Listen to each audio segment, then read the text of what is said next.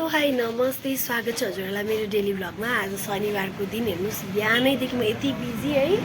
तपाईँको 5:30 उहाँ मेरो श्रीमान आज हाइकिङ जानुभयो 5:30 बजे।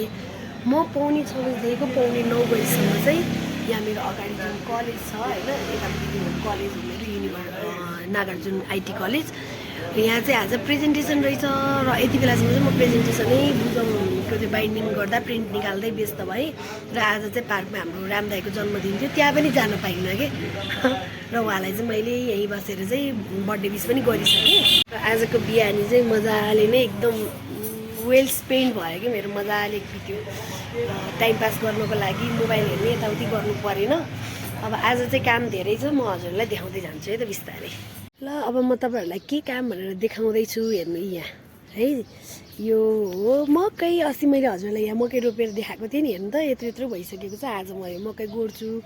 अनि यहाँ सिमी हेर्नु त कस्तो राम्रो लहर हाल्न खोजिसक्यो यसले। अब यो चाहिँ म चाहिँ यही यो भोगटेको रुखको यसो उसमा चाहिँ यसरी लगाइदिन्छु है। हेर्नु त कति राम्रो देखिएको। अनि यहाँ चाहिँ मैले अस्ति गोडिसकेको थिएँ अलिअलि होइन, अलिअलि बाँकी छ, त्यही भएर म यहाँ गोड्न भनेर आएको। अलिकति चाहिँ गोडिसकेको छु, गोडेकोमा पनि पानी परिसकेको छ होइन। मैले यसपटक राजमा लिएर आएको, यो राजमा चाहिँ लहरे राजमा परेछ कि। म त्यो चाहिँ झपक्क हुने राजमा भन्ठानेको। अब यसले मकैलाई डिस्टर्ब गर्छ कि के गर्छ त्यो चाहिँ मैले अलिक बुझ्न सकेको छैन है। अब हेरौँ के हुन्छ। यहाँ चाहिँ मैले भटमास पनि लगाएको थिएँ नि त राजमा सिद्धेर, कस्तो राम्रो भएको छ है मकै। अब म आज यो गोड्छु है त।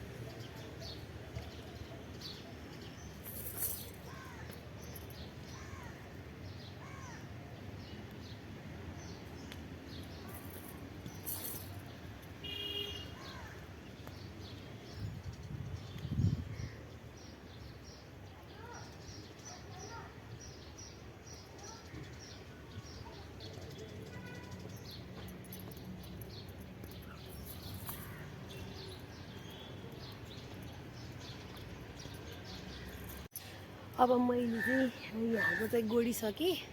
यो चाहिँ अलरेडी मैले अस्ति आधा गोडिसकेको थिएँ, आधा अहिले गोडेँ होइन। अब भोलि चाहिँ त्यताको घाँस निकाल्छु। त्यो भोलि चाहिँ यहाँको यो यस्तो घाँस यो गोडिसकेको छु मैले गोड्न चाहिँ, तर घाँस आयो कि धेरै एकदमै। भोलि चाहिँ म त्यहाँ गोड्छु है। आजको लागि चाहिँ अहिलेलाई यता भयो। म त्यो माथिको लहर देखाउँछु है हजुरलाई कस्तो भएछ भनेर। यहाँ पनि गोड्न बाँकी छ है। यहाँ हेर्नु त यो भटमास यता यो डिलडिलको गोड्न बाँकी छ। अनि यहाँ बिचमा यो भिन्डी हालेको थिएँ नि त, यो भिन्डी पनि यो खुर्सानी छ, भिन्डी छ, यो घाँसहरू निकाल्न बाँकी छ। अहिले चाहिँ म हजुरलाई त्यो माथिको देखाउँछु है त। अनि कस्तो राम्रो भएको छ अमलाको बोट। यहाँ पनि मुन्टा राम्रो आएछ यसपालि। यहाँ पनि घाँस यस्तो पानी परेपछि घाँसै धेरै आउने कि। अब यो घाँस निकाल्नुपर्छ यहाँ पनि। ल यहाँ चाहिँ यतिको भएछ है मकैहरू पनि। यो चाहिँ घिउ मकैहरू हो यो सबै।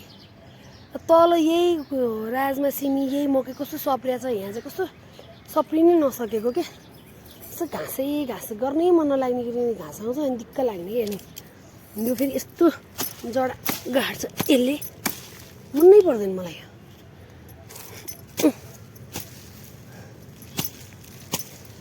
हातले उखाल्दा पनि नजाने फेरि है।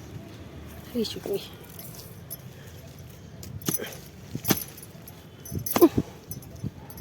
ल है त डियरहरू अहिले चाहिँ मैले चाहिँ यसरी हालेको छु यो मेहन्दी चाहिँ होइन यो हेयर प्याक हो यसमा चाहिँ मैले चाहिँ रिठा अमला सिकाकाई मेथी अनि अर्को के को धुलो हालेको थिएँ मैले मेहन्दी होइन यिनीहरू चाहिँ मिसाएर चाहिँ मैले चाहिँ एउटा हेयर प्याक बनाएको छु मेहन्दी चाहिँ थोरै हालेको छु होइन अनि यो चाहिँ हेयर प्याकको रूपमा चाहिँ कन्डिसनर भनौँ न बजारमा किन्ने केमिकल कन्डिसनर भन्दा चाहिँ यसले चाहिँ राम्रो गर्छ साइनिङ पनि आउँछ भनेर चाहिँ मैले चाहिँ यो हालेको छु र मोबाइलमा ब्याट्री पनि धेरै छैन हाम्रोतिर चाहिँ आजभोलि एकदम बत्ती जान थालेको छ के अनि त्यही भएर मैले चाहिँ यसरी बनाएन अब चस्मा लाउनु पनि मिलेन अनुहार त माई गडको रूप बिरूप त्यहाँ मेरो टाउको यसो यस्तै जान्छ हेर्नै भत्त जान्छ क्या किनकि टाउको भारी भएको छ नि त यसरी घुमाउँदा हुन्छ यसरी नसा तर्क्यो भने फेरि अर्को बर्बाद त्यही भएर केही पनि गर्दिनँ म अब यसलाई म राख्छु 12:30 बज्यो अहिले अब यसलाई म 1:15 बजीसम्म राख्छु है अनि त्यसपछि अनि बल्ल पखाल्छु आज चाहिँ पखाल्छु मात्र भोलि चाहिँ स्याम्पू गर्छु साथीहरू हेर्नु त मैले पखालेर आएँ हजुरले देख्नु भएको छ अलिअलि साइनिङ हेर्नु त कस्तो साइनिङ आएको छ है कस्तो राम्रो छ प्योर एकदम त्यो हुन्छ नि कपालमा चाहिँ त्यो जडीबुटी बास्न आइरहेको छ अहिले गोबर जस्तो भएको थियो अहिले जडीबुटी बास्न आइरहेको छ एकदम राम्रो भएको छ कपाल सिल्की सिल्की भएको छ है मलाई चाहिँ अब गर्मी महिनामा यसरी यो के छ हेयर प्याक लगाउँदा के पनि हुन्छ भने गर्मीले एकदम टाउको दुख्ने हुन्छ नि टाउको पनि दुख्न पाउँदैन कि टाउको पनि शीतल आनन्द हुन्छ पखाल्न चाहिँ झ्याउ हुन्छ होइन बाक्लो हुन्छ तर शीतल हुन्छ आनन्द आउँछ हजुरहरू पनि सकभर मिलेसम्म चाहिँ यसरी त्यो केमिकल टाउकोमा हाल्नुभन्दा त यस्तो जडीबुटीहरू पिनेको धुलोहरू हुन्छ त्यस्तो चाहिँ एक रात भित्र म चाहिँ अनि यो चाहिँ चामलको पानीमा भिजाउँछु ल चामल पखालेको पानी हुन्छ नि त्यसमा भिजाइरहेको हुन्छु कपालहरू कति सफ्ट छ अब आजै पनि हेर्नु त यति मजाले साइनिङ आएको छ होइन हेर्नु त साइनिङ आएको छ है अब यो तपाईँको मैले भोलि स्याम्पू गरेर नुहाउँछु नि त त्यसपछि त झन् साइनिङ आउँछ झन् राम्रो साइनिङ आउँछ हजुरहरू पनि एकपटक चाहिँ झर्को नमानिकन यो चाहिँ ट्राई गर्नु होला है त मैले चाहिँ यो सामान चाहिँ तपाईँको मङ्गल बजारको वैद्य पसलबाट किनेर ल्याउँछु 500 रुपियाँको किन्यो भने मलाई त यो गरी महिनाभरिलाई पुग्छ कि आनन्दले यत्रो यत्रो पोकाहरू मेथी रिठा अमला सिकाकाई अनि मेहेन्दी अनि त्यो चामलको पानीमा बनाएको हुन्छ दहीमा बनाए पनि भयो अन्डाको सेतो भाग हाले पनि भयो जे गरे पनि हुन्छ कि हजुरहरूलाई कसरी हुन्छ कपाललाई चाहिँ हेल्दी बनाउन मन छ भने चाहिँ यसो गर्नुभयो हुन्छ है हस् त हेलो साथीहरू अब चाहिँ म चाहिँ गङ्गा आरतीको लागि जाँदैछु होइन यो चाहिँ हाम्रो गङ्गा आरतीको युनिफर्म हो